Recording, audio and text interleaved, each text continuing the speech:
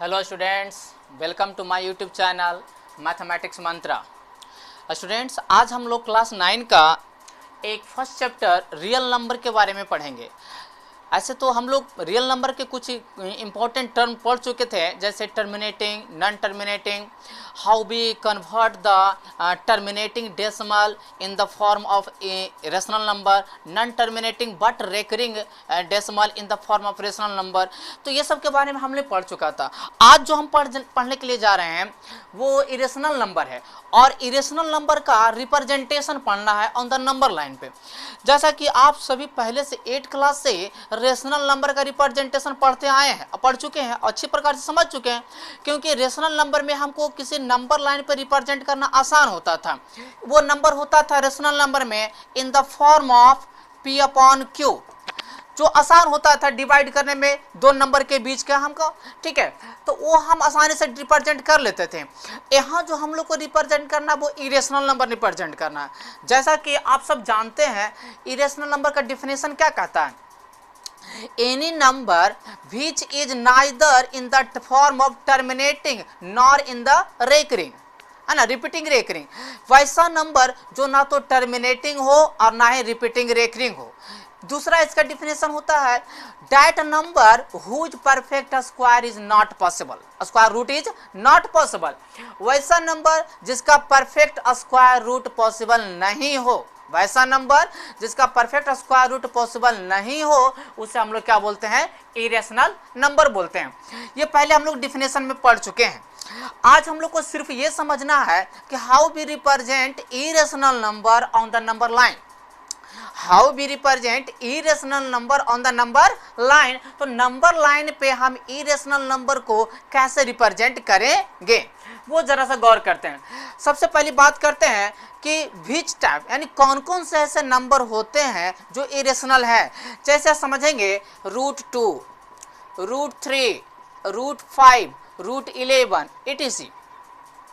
ये सारे के सारे नंबर इरेशनल नंबर है, बिकॉज इन सभी नंबर का स्क्वायर रूट एग्जैक्ट नहीं निकल पाता है, यानी परफेक्ट नहीं हो पाता है। जैसे कि √4 का perfect square root +-2, that is be consider plus, है ना, यानी हम लोग प्लस को कंसिडर करते हैं, तो स्क्वायर रूट ऑफ 2 होता है, ये एग्जैक्ट है, परफेक्ट है। लेकिन √2 का, √3 का, √5 का, √11 का परफेक्ट स्क्वायर रूट पॉसिबल नहीं है। तो आखिर इन सारे नंबर को रिप्रेजेंट हम कैसे करेंगे?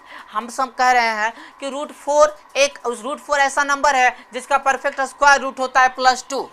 अब बताइए, हम 2 को 2/1 लिख सकते हैं और इसे कह सकते हैं P अपॉन Q, कह सकते हैं। अब P अपॉन Q ये जो नंबर हो गया, तो क्या हो गया? रेशनल नंबर हो गया। और रेशनल नंबर को रिप्रेजेंट करना तो आसान है, 0 से चलना शुरू करेंगे, 2 पे पहुंच जाएंगे, रिप्रेजेंट हो जाएगा। लेकिन जब आपको आप इरेशनल नंबर रिप्रेजेंट करना हो जो P और Q के फॉर्म में नहीं हो, यानी P/Q के फॉर्म में जिसको रिप्रेजेंट करना इम्पॉसिबल हो, तब आप उस कंडीशन में क्या करेंगे? तो चलिए, बहुत आसान तरीका है, समझने का है, सिर्फ उसको ध्यान से देखेंगे, समझेंगे, एक छोटे से प्रयास में हम इसे बना लेंगे, बहुत ही इजी वे में। देखिए, हमने सबसे पहले एक नंबर लाइन लिखा, ड्रॉ किया, एक हॉरिजॉन्टल नंबर लाइन जिसको एक्स एक्सिस बोलते हैं, और इसके एक पॉइंट पे हमने माना ऑरिजिन। ऑरिजिन का इनिशियल पॉइंट क्या होता है? कोऑर्डिनेट होता है 0।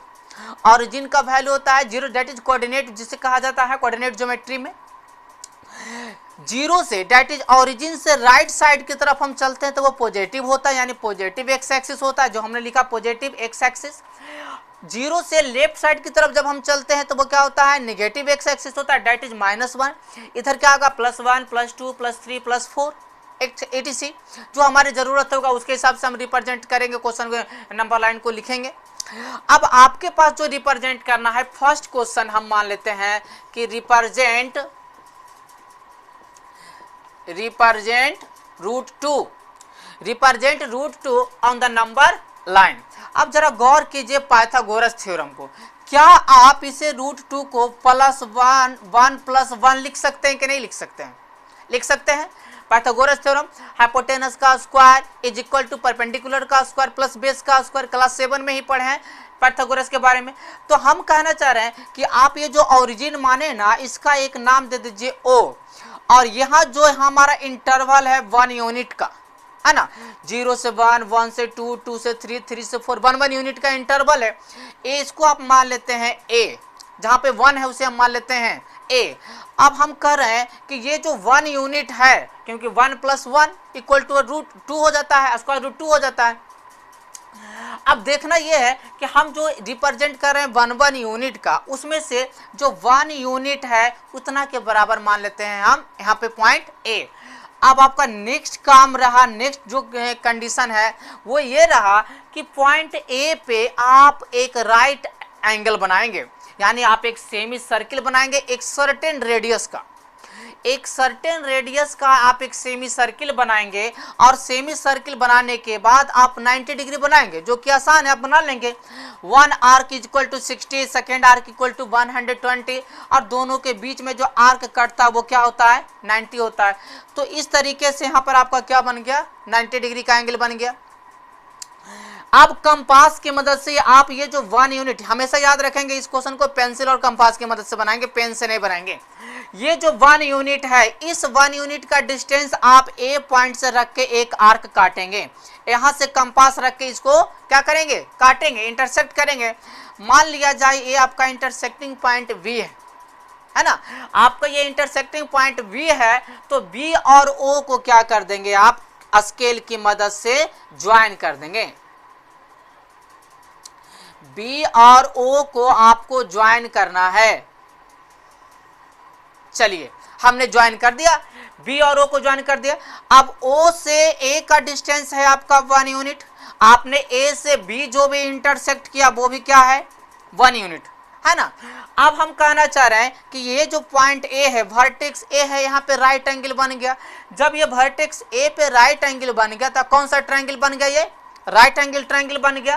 तो हम बात करते हैं in right angle triangle AOB में। In right angle triangle AOB कह सकते हैं हाइपोटेनस का स्क्वायर दैट इज ओबी बराबर √OA का स्क्वायर प्लस AB का स्क्वायर।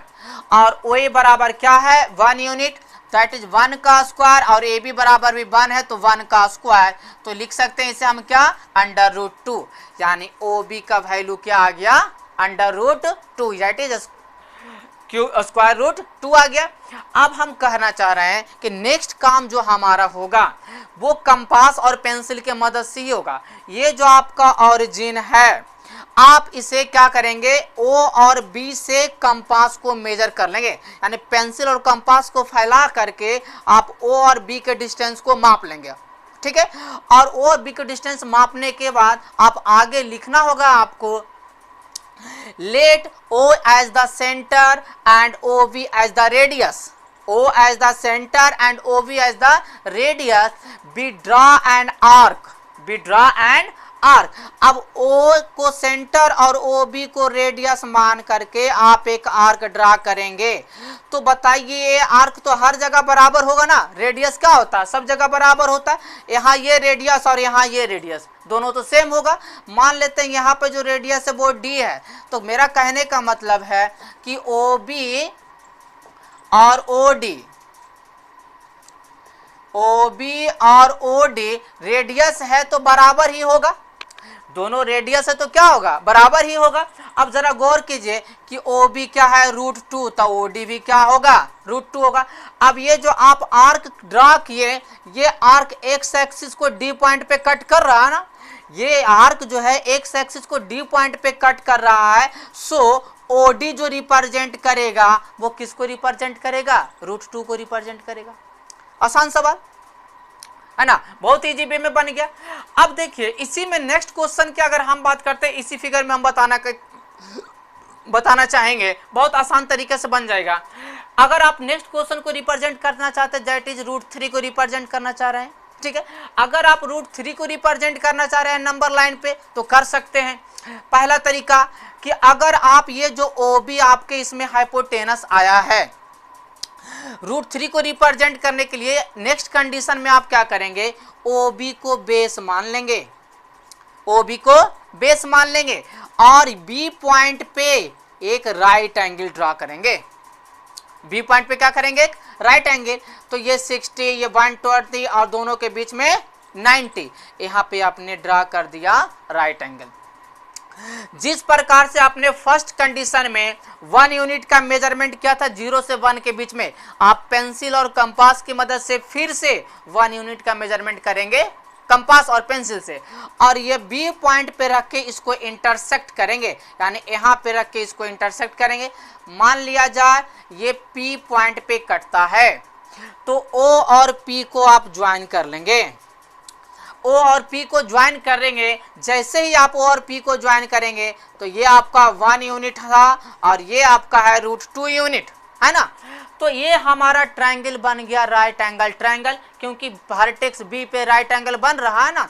जब ये वर्टेक्स बी पे राइट एंगल बन रहा है तो राइट एंगल ट्रायंगल बन गया ऑब्वियसली। जो कंडीशन आपने ट्रायंगल ए ओ बी में अप्लाई किया था पाइथागोरस थ्योरम, अब वही कंडीशन आपको ट्रायंगल बी ओ पी में अप्लाई करना है। ये राइट एंगल है, राइट एंगल का सामने वाला साइड क्या होता है, हाइपोटेनस होता है। तो पाइथागोरस थ्योरम आप अप्लाई करेंगे तो क्या आपको मिलेगा, √2 का स्क्वायर प्लस 1 का स्क्वायर, और √2 का स्क्वायर क्या होता है 2 + 1, और पूरे पे स्क्वायर रूट होगा ना, क्योंकि क्या होगा OP का स्क्वायर बराबर OB का स्क्वायर प्लस PB का स्क्वायर होगा।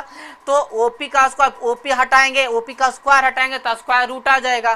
तो यहाँ आपके पास आ गया √3, यानी √3 किसका वैल्यू आ गया, OP का। अब OP का वैल्यू आ गया √3 आपके पास। फिर प्रीवियस कंडीशन के हिसाब से काम करेंगे, O को सेंटर मानेंगे, OP को रेडियस मानेंगे। O को सेंटर और OP को रेडियस मान के कंपास के और पेंसिल के मदद से एक आर्क ड्रा करेंगे जो P से पास करेगा और एक्स एक्सिस को E पॉइंट पे काटेगा। सोचिए कि अगर ये आपका रेडियस है तो ये भी OE क्या होगा, रेडियस होगा, यानी OP बराबर OE बराबर √3। आसान था, समझ में आ रहा है। अगर आपको कोई प्रॉब्लम होती तो आप हमें बताएंगे, हम फिर से इसको समझाने की कोशिश करेंगे। ठीक है, ये 2 क्वेश्चन हुआ। थर्ड क्वेश्चन हम बात करते हैं, आपको रिप्रेजेंट करना है √5। जरा गौर करेंगे इस क्वेश्चन पे। ये क्वेश्चन आसान है, आसान ऐसा है इस वजह से है कि हम √5 को लिख सकते हैं स्टूडेंट 4 + 1, नो डाउट 4 + 1 लिख सकते हैं। अब जब 4 + 1 लिखेंगे तब 4 किसका स्क्वायर होता है, 2 का स्क्वायर प्लस 1, डेट इज, यानी आपका 1 यूनिट तो 2 आ गया, डेट इज 2 यूनिट का स्क्वायर प्लस 1 यूनिट का स्क्वायर। ऐसा कह सकते हैं हम √5 के बारे में। तो मेरा कहने का मतलब हुआ कि ये जो 2 यूनिट का स्क्वायर है तो 0 से 1, 1 से 2, कोई प्रॉब्लम नहीं। रेशनल नंबर में हम 0 से 1, 1 से 2 आसानी तरीके से पहुंच जाते थे ना। तो मान लो ये O पॉइंट है और ये A पॉइंट है, आप आसानी से 2 डिजिट पे पहुंच गए, 2 यूनिट पे पहुंच गए। अब आपको करना क्या है, ये जो वर्टेक्स A है, इस A वर्टेक्स पे आपको राइट एंगल ड्रा करना है एक सर्टेन आर्क लेकर के। एक सर्टेन आर्क की मदद से आपको क्या करना है, सेमी सर्किल बनाना है, और उसके बाद आपको राइट एंगल ड्रा करना है। ये 60, ये 120 और दोनों के बीच में 90। ये कट गया, ये 90 डिग्री जो बन गया, तो मान लेते हैं वर्टेक्स A पे राइट एंगल बन गया। अब आपको करना क्या है, नेक्स्ट काम जो आपका रहा वो बहुत आसान, जो आप पिछले क्वेश्चन में किए थे कि O और A मतलब 1 यूनिट का जो मेजरमेंट किए थे पेंसिल और कंपास से ना, वही काम करेंगे। आप यहाँ पे 1 यूनिट को मेजर कर लेंगे इस नंबर लाइन पे। डिफरेंट नंबर लाइन का इंटरवल थोड़ा सा डिफरेंट हो सकता है, इसलिए प्रत्येक क्वेश्चन में आपको अलग अलग का तरीके से काम चलाना होगा, करना होगा। यहाँ पे O और A के बीच में, दैट इज O और 1, 0 और 1 के बीच में आपका ये डिस्टेंस है, तो कंपास और पेंसिल से इसको मेजर कर लेंगे। मेजर करने के बाद पे कंपास को यहाँ पे रख के इसको एक आर्क काटेंगे। ये कट गया, तो और ये कटा कितना यूनिट का, 1 यूनिट का कट गया। साथ ही साथ यहाँ पे राइट एंगल बन गया है। अब पिछले वाला काम की तरह करेंगे, पिछले वाले क्वेश्चन की तरह काम करेंगे। मान लिया जाए ये जो काटा वो B है, O और B को आप ज्वाइन कर देंगे, कर दिए ज्वाइन। अब जब आपने O और B को ज्वाइन किया तो कौन सा ट्रायंगल बन गया, AOB, एक राइट एंगल ट्रायंगल बन गया ना। अब AOB राइट एंगल ट्रायंगल बन गया जी, तो बताइए तो हाइपोटेनस का इक्वल टू, हाइपोटेनस क्या है इसमें, OB होगा, क्योंकि जहाँ पे राइट एंगल बनता है उसके सामने वाला साइड क्या होता है, हाइपोटेनस होता है।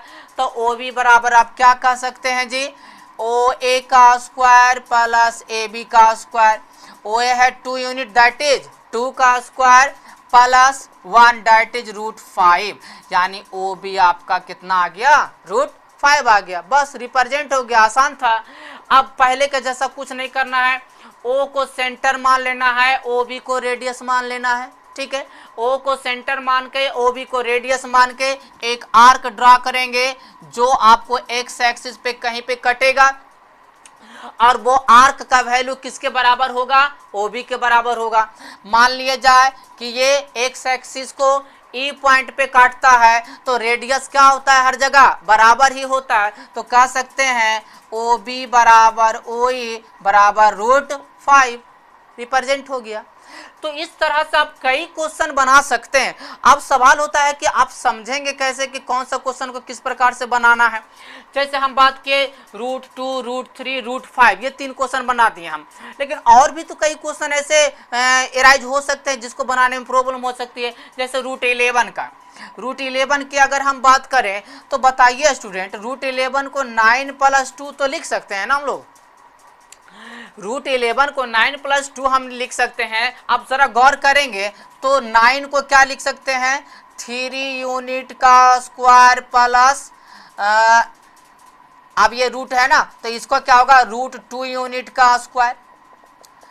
क्यों √2 यूनिट लिखें, क्योंकि √2 का स्क्वायर क्या होगा, 2 होगा। तो देखिए हम इसी क्वेश्चन में आपको समझा देते हैं कि बहुत आसान तरीके से बनेगा। 3 यूनिट है तो 0 से 3 तक आने में तो कोई प्रॉब्लम नहीं है। चलिए आप यहाँ पे पहुँच गए, है ना, मान लो सी पॉइंट पे आप पहुँच गए, है ना। पहुँचने के बाद आपको जो काम करना है, यहाँ पे क्या करना है, एक आर्क सेमी सर्किल ड्रा कर लेना है। सेमी सर्किल ड्रा करने के बाद आपको 90 डिग्री बनाना है, 60 और 120 के बीच में 90 डिग्री बना दिए, क्लियर। अब ये 90 डिग्री बनाने के बाद अब बात आ रही है √2 यूनिट की, है ना। तो √2 यूनिट के बनाने की बात आए तब पहले आपको √10 बनाना पड़ेगा, है ना। √11 से बनाने से पहले √10 बनाना पड़ेगा, क्योंकि जब भी हम कंसीडर करेंगे परपेंडिकुलर डिस्टेंस को तो वो कितना करेंगे, 1 यूनिट कंसीडर करेंगे। तो यहाँ जो 1 यूनिट है, आप यहाँ से 1 यूनिट का एक आर्क काट लेंगे। मान लो ये डी पे कट रहा है, ठीक है, मान लो ये आपका डी पे कट रहा है, तो ओ और डी को ज्वाइन करेंगे, ओ और डी को ज्वाइन करेंगे तो राइट एंगल ट्रायंगल बनेगा। तो राइट एंगल ट्रायंगल बनेगा तो ये आपका 1 यूनिट होगा, और यहाँ से आपका 3 यूनिट है। तो 3 का स्क्वायर प्लस 1 का स्क्वायर, 9 + 1 दैट इज 10। तो आपको वहां पे मिलेगा क्या, 10, यानी ये आपका तो √10 आ जाएगा। लेकिन आपको तो रिप्रेजेंट करना है कितना, √11। अब √10 जैसे ही रिप्रेजेंट हो गया तो फर्स्ट क्वेश्चन में जो हम √2 रिप्रेजेंट किए, उसके बाद √3 रिप्रेजेंट किए, तो वही काम आपको यहाँ पर रिपीट करना है। आप पहले √10 को रिप्रेजेंट कर लेंगे, एक आर्क से यहाँ पे कट करेंगे तो ये √10 रिप्रेजेंट हो जाएगा। अगली बार डी पॉइंट पे राइट एंगल बनाएंगे और 1 यूनिट को काटेंगे। डी पे क्या करेंगे, राइट एंगल बनाएंगे और 1 यूनिट को काटेंगे। मान लो कि ये एफ पर कटता है ना, तो ओ और एफ को यहां से क्या करेंगे, ज्वाइन कर लेंगे। ओ और एफ को ज्वाइन कर लेंगे तो ओ एफ क्या हो जाएगा तुम्हारा, ओ को सेंटर और ओ एफ को रेडियस मान करके एक आर्क ड्रा करेंगे, और ये आर्क इसके बगल में काटेगा। मान लो जी पे काटा, तो मेरा कहने का मतलब है ओ एफ बराबर ओ जी बराबर क्या होगा, √11 होगा। कैसे होगा, क्योंकि ये √10 है, तो पाइथागोरस का थ्योरम अप्लाई करेंगे तो √10 का स्क्वायर 10 होगा, प्लस 1 क्या होगा, 11, यानी आपका ओ एफ कितना आ जाएगा, √11 होगा। तो इस तरीके से आप किसी भी क्वेश्चन को बहुत आसानी तरीके से इरेशनल नंबर को नंबर लाइन पर रिप्रेजेंट कर सकते हैं। हाँ, शुरू में थोड़ा सा प्रॉब्लम हो सकती है, लेकिन आप 2 बार 4 बार 10 बार प्रैक्टिस करेंगे तो आप किसी भी इरेशनल नंबर का रिप्रेजेंटेशन नंबर लाइन पे कर सकते हैं, ठीक है। अगर आप लोगों को किसी प्रकार की कोई प्रॉब्लम होती है क्वेश्चन में, तो आप बेहिचक हमसे पूछ सकते हैं, कमेंट बॉक्स में कमेंट कर सकते हैं, क्वेश्चन के बारे में बता सकते हैं कि सर हमको यहाँ पे प्रॉब्लम आई, इस वीडियो में यहाँ पर समझ में नहीं आया, तो हम कोशिश करेंगे उसको और ज़्यादा अच्छे से बताने का। धीरे धीरे हम नेक्स्ट टॉपिक पे पढ़ेंगे, यानी अगला जो हमारा चैप्टर है 9 क्लास में वो पॉलिनोमियल है, तो पॉलिनोमियल के बारे में हम लोग पढ़ेंगे। पहले रियल नंबर, ये इरेशनल और इरेशनल नंबर है। एक क्वेश्चन और है जिसका रिप्रेजेंटेशन हमको बताना है, वो हम नेक्स्ट वीडियो में बताएंगे, जैसे √x यूनिट। अब यहाँ पे डेसिमल वाले क्वेश्चन आते हैं, जैसे आपको कहेंगे 9.3 को रिप्रेजेंट कीजिए नंबर लाइन पे, तो इस क्वेश्चन के बारे में हम लोग नेक्स्ट वीडियो में पढ़ेंगे, है ना। तब तक के लिए बस इतना ही, डेट्स ऑल, थैंक यू।